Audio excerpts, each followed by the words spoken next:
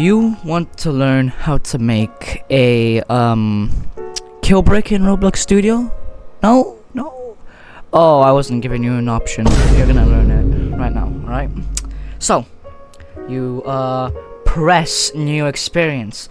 Since I already have a experience ready just for this tutorial, just for you, I'm gonna press on this instead. But you press on this.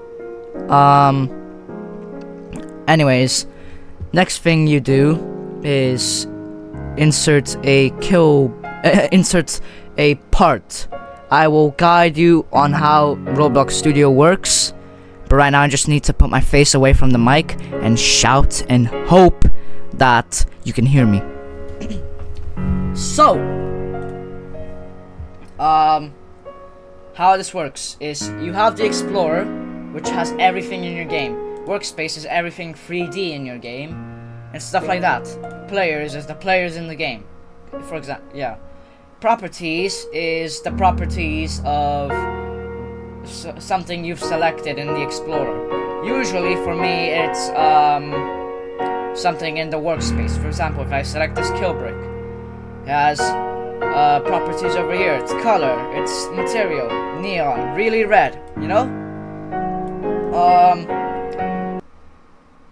You can name the KILLBRICK whatever you want. I just named it KILLBRICK. And usually your scripts have this thing in them. You don't really need it right now. I'll show you something about that later. And if, yeah. So, let me code this for first, and then I'll show you how it works.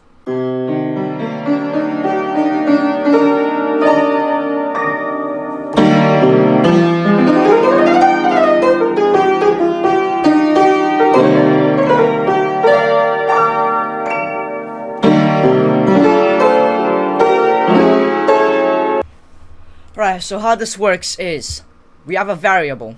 I'm teaching this as if you're completely new to the Roblox Studio. Sorry if you if you already know how to do this, but hey, I'm just trying to be helpful, you know? So, a variable basically makes your life easier. You can have any name you want. For this example, I named it KILLBRICK because this is equal to the KILLBRICK. KILLBRICK equals script.parent. So, what this means, script is literally the script itself. This, right here, right? Dot parent, oops, whatever that did. This means we're trying to access the parent of the script. The parent of the script is KILLBRICK. And then the opposite is the child. The child of KILLBRICK is the script. That's how it works. Right? So, KILLBRICK, aka this thing that we're trying to access, like this, through the variable dot touched, we can also access events.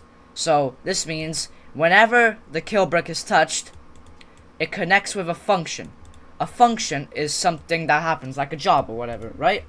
In the function, you can have an argument, or basically you can call it another variable, kind of, but you can name it whatever you want, but it will always equal.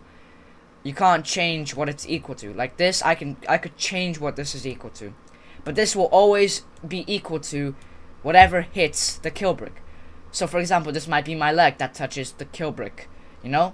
So if hit.parent, if the parent of whatever touches the KILLBRICK,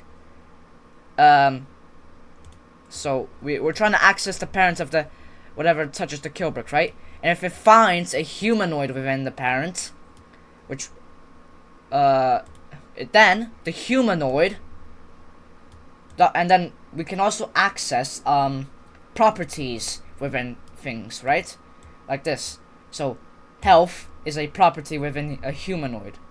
The humanoid.health would be equal to 0. This humanoid is kind of the things of a Roblox character, like your health, your name, that shows above your head, stuff like that. So when the health equals 0, we will die. Let us test it out now.